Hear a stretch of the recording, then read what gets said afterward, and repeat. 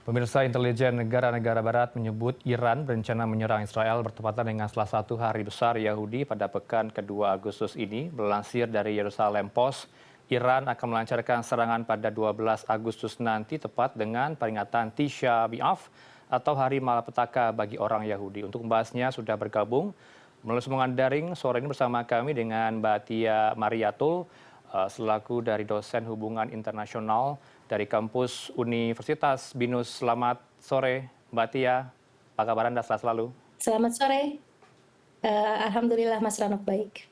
Ya, langsung saja Mbak Tia, Iran ini kan akan segera melakukan balasan atas kematian pemimpin Hamas ya Ismail Haniyeh yang diduga dilakukan oleh Israel. Untuk respon Anda dulu seperti apa? Jadi sekarang eskalasi Timur Tengah sudah mulai meluas ya. Biasanya kalau konflik Palestina Israel itu mereka terjadi berdua ya mereka akan selesai hingga ceasefire permanen ataupun tidak itu hanya berdua. Tapi kali ini karena memang Israel terus melakukan serangan bahkan sampai ke Rafah, akhirnya eskalasi konflik menjadi meluas sampai ke Iran kemudian Lebanon yang di situ adalah merupakan markasnya Hezbollah. Kemudian Yaman juga terserta begitu ya.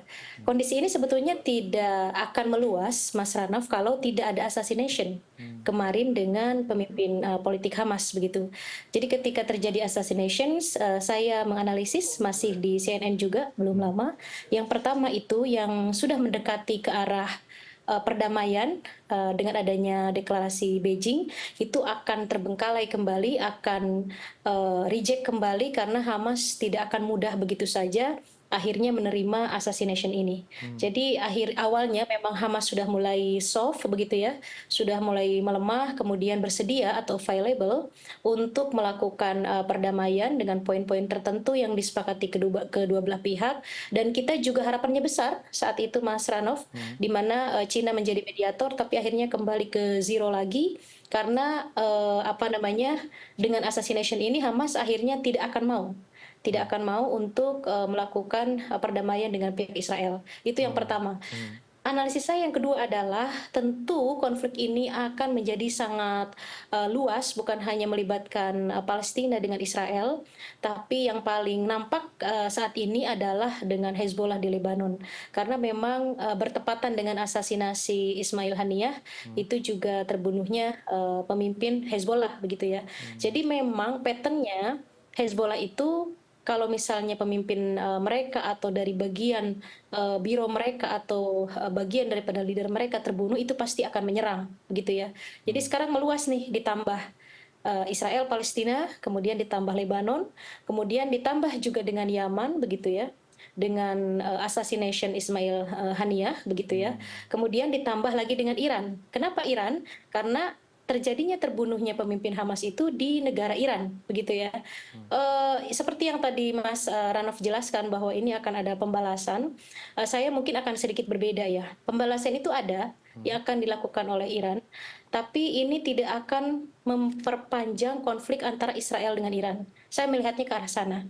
Kenapa saya mengatakan demikian, Mas Ranov? Ada beberapa faktor yang menyebabkan Iran cukup menahan diri untuk tidak melanjutkan secara perang face to face. Karena selama ini pattern Iran itu selalu menggunakan proxy ya. Jadi dia memberikan kekuatan terhadap Hezbollah di Lebanon itu juga masih di bawah instruksi dari Iran. Kemudian juga Iran juga menggunakan Yaman, Houthi di Yaman itu juga masih related dengan pihak Iran begitu ya. Jadi secara face to face ini baru kemarin belum lama Iran menyerang Israel itu pun atas dasar pembalasan dendam dengan terbunuhnya jenderal Iran di Suriah begitu. Tapi kalau secara kontinu ya, secara kontinu akan terus perang berlangsung lama antara Iran dengan Israel, saya tidak yakin. Jadi paling dalam waktu dekat ini adalah yang terjadi adalah hanya Israel dengan Hezbollah di Lebanon atau sesekali akan ada serangan dari Yaman. Itu saja. Jadi kalau misalnya Iran akan menyerang, mungkin hanya sekali.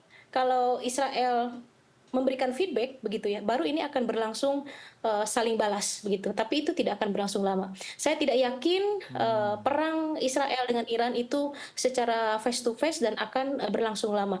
Satu, Israel juga akan perhitungkan secara politik di regional. Yang kedua, Iran juga akan berhitung begitu. Kalau terus-menerus menyerang Israel secara face to face. Demikian Mas Ranov. Berarti Iran memakai pattern-nya proksi begitu ya untuk melakukan serangan. Betul, betul. Untuk tujuan ke depan 12 Agustus nanti yang bertepatan dengan Hari Besar Yahudi, ini kecil kemungkinan akan terjadi serangan balasan tersebut, Mbak Tia?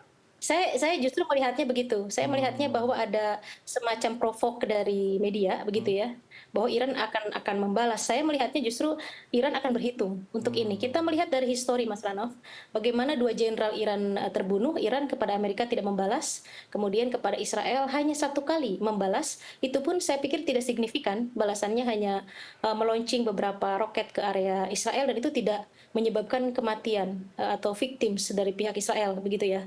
Apalagi ini begitu ya, itu kan adalah tamu negara begitu ya, yang memang tidak relate dengan pemimpin mereka sendiri begitu.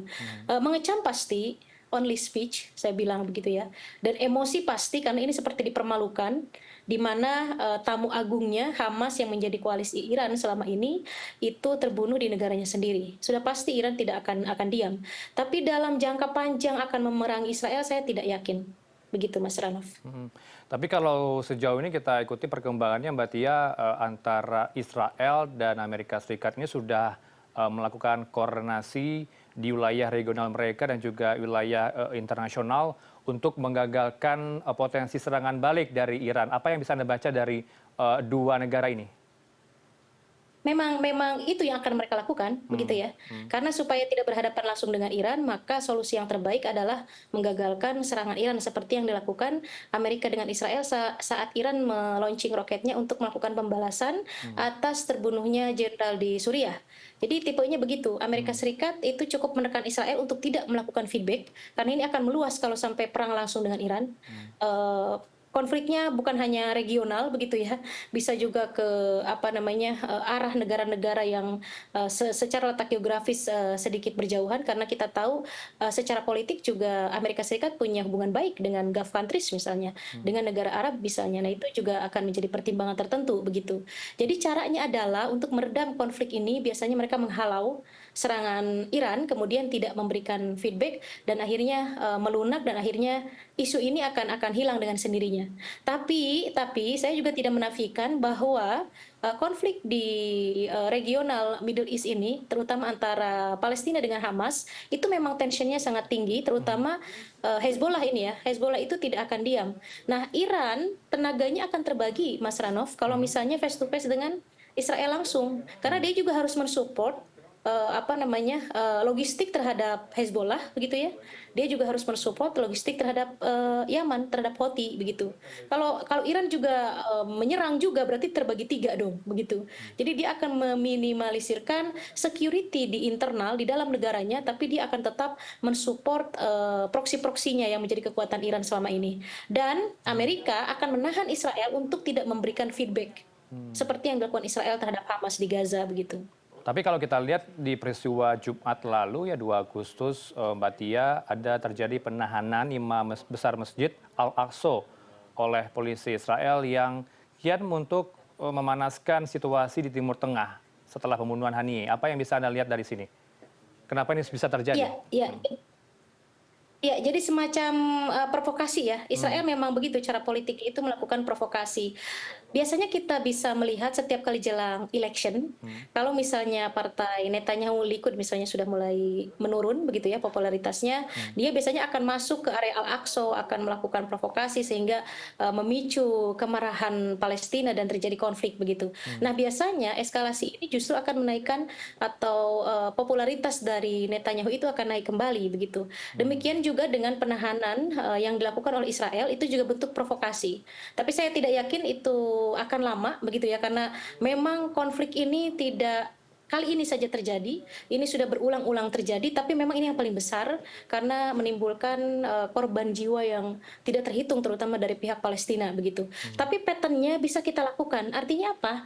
Memang two state solution itu susah dijangkau karena itu aktor yang bermain di dalamnya itu terlalu banyak. Jadi banyak sekali aktor yang tidak ingin mereka berdamai begitu. Termasuk juga saya mempertanyakan Iran apakah senang kalau mereka berdamai atau justru memang bagian daripada yang memelihara konflik begitu ya. Amerika juga begitu. Saya tidak yakin bahwa mereka sepakat untuk two state solution begitu. Jadi terlalu banyak aktor yang bermain dalam konflik ini sehingga setiap kali menuju ke arah perdamaian itu failed lagi, Mas Ranov. Belakangan kenapa terjadi assassination ini? Ismail Haniyah mulai merubah polisinya, mulai berubah view-nya atau pandangan politiknya, dan beliau sudah mulai bersedia untuk melakukan perdamaian menuju ke arah two state solution, kemudian terbunuh. Sama seperti dengan yang terjadi dengan Yitzhak Rabin misalnya dari pihak Yahudi, atau misalnya Yasser Arafat, mereka dua-duanya terbunuh karena di saat mereka berdua setuju untuk melakukan perdamaian. Ini yang menjadi titik poinnya. Jadi terlalu banyak aktor yang tidak menginginkan perdamaian ini terjadi. Sehingga setiap kali menuju perdamaian, fight lagi, banyak aktor yang bermain lagi, terus eskalasi menjadi meningkat lagi, terus seperti itu. Jadi artinya apa? Memang harus ada aktor yang sangat kuat yang meredam kepentingan-kepentingan atau aktor-aktor yang ingin konflik ini terus langgeng begitu. Siapa Harus ada aktornya, satu Mbak Tia? kekuatan yang memang Iya, siapa aktor yang tadinya berharap Cina berpotensi? gitu. Mhm. Iya, tadinya berharap Cina karena dia berhasil ternyata menjadi mediator di konflik Arab Saudi dengan Iran. Akhirnya sekarang mereka damai dan bersahabat begitu ya. Kemudian yang kedua, Iran juga, Amerika juga cukup segan begitu ya kalau berhadapan langsung dengan Cina. Kemudian yang ketiga, Cina juga banyak terlibat dalam konflik ke Timur Tengah, misalnya recovery Suriah pasca konflik. Cina juga masuk di situ sebagai investor, begitu ya. Kemudian Cina juga cukup kuat secara ekonomi, dan untuk konflik Palestina-Israel ini Cina bersedia untuk menjadi mediator, bahkan menyatukan Hamas dengan Fatah. Ini sejarah yang kedua kalinya, bagus ini begitu ya. Jadi Cina sudah mulai pay attention terhadap Timur Tengah, dan saya pikir tadinya dia ini aktor yang mampu menekan aktor-aktor lain karena Cina juga dekat dengan Iran, Cina juga cukup dekat dengan Rusia, dan Cina juga hanya perang dingin saja dengan Amerika Serikat, dan Amerika itu negara yang tidak berani berhadapan dengan Cina. Harapannya demikian, tapi ternyata deklarasi Beijing ini failed lagi dengan terbunuhnya Ismail Haniyah. Ini upaya memang untuk menggagalkan perdamaian begitu. Baik, padahal niatnya baik begitu ya deklarasi dari Beijing ini Iya, untuk mendamaikan mereka yang berkonflik. Mbak Atia, kalau kita iya. membaca soal hasil investigasi dari Garda Iran yang menyebut kematian dari Haniyeh ini merupakan bukan dari bom, melainkan dari proyektil. Apa yang bisa Anda lihat dari sini? Ada klaim masing-masing dari pihak Amerika Serikat dan juga dari Garda Revolusi Iran. Iya, dalam hal ini kalau dalam perspektif hubungan internasional, Mas Ranov, itu tidak bisa diprediksi dengan teori konspirasi. Mungkin analisis atau pengamat lain kalau tidak dari perspektif akademisi, itu memang akan bisa berbicara A, B, C, D. Wah ini sepertinya ada agen di situ, sepertinya ada ini dan itu. Kalau di kami tidak, memang harus by evidence dan empirism evidence begitu ya. Artinya memang kalau dari segi aktor ya, Iran akan mempertahankan apa yang menjadi opininya karena kejadian itu terjadi di negaranya. Ini tentu sangat mempermalukan Iran secara tidak langsung, secara politik global begitu ya, di mana Iran diketahui sangat kuat mensupport Hamas, sangat kuat mensupport Palestina, tapi ternyata Ismail Haniyah justru terbunuh di negara Iran, bukan di Qatar yang selama ini Ismail Haniyah diam dan aman di Qatar begitu ya, dan bahkan tinggal dari tahun 2017 begitu, dan beliau hanya memantau konflik Palestina Israel dari jauh begitu dan tidak apa-apa gitu. Ternyata ketika visit ke negara yang menjadi selama ini menjadi aliansinya malah terbunuh begitu. Ini justru Israel itu satu membunuh Hamas memang untuk menggagalkan perdamaian, dua juga mempermalukan Iran secara internasional begitu ya. Kemudian yang kedua, saya melihat bahwa apa namanya, Iran dan Israel mempunyai alibi atau argumen masing-masing, karena memang Israel juga ingin memperlihatkan bahwa dia lebih kuat, dan Iran juga ingin menunjukkan apa namanya, kesalahan tidak sepenuhnya pada negaranya, sehingga masing-masing punya argumen. Oh ini dibunuh dengan cara misalnya ada rudal kecil, ada balistik kecil, yang satu dengan proyektil peluru, ada juga yang bilang bahwa itu bom sudah ditanam 2 bulan lalu begitu ya. Nah itu sudah di area intelijen begitu ya, yang memang kita tidak bisa buktikan secara evidence gitu. Jadi saya menganalisis hanya dari policy-polisinya, reason, argumen yang memang mereka ingin menunjukkan kepada dunia bahwa masing-masing negara mempunyai power dan lebih tinggi satu sama lain. Itu yang ingin mereka tunjukkan. Iran merasa saya lebih tinggi, kita sudah melakukan security yang bagus, Jadi Iran untuk menutup rasa malunya itu menunjukkan beberapa evidence dia, dan Israel juga ingin menunjukkan bahwa it's very easy to enter the security system in Iran, gitu. That's it, saya melihatnya hanya sebatas di situ, Mas Ranuf. Baik, terakhir untuk penegasan kembali di hari Tisha B'Av nanti, hari malapetaka bagi orang Yahudi, tidak akan Ya. ada serangan balasan dari Iran, gitu ya?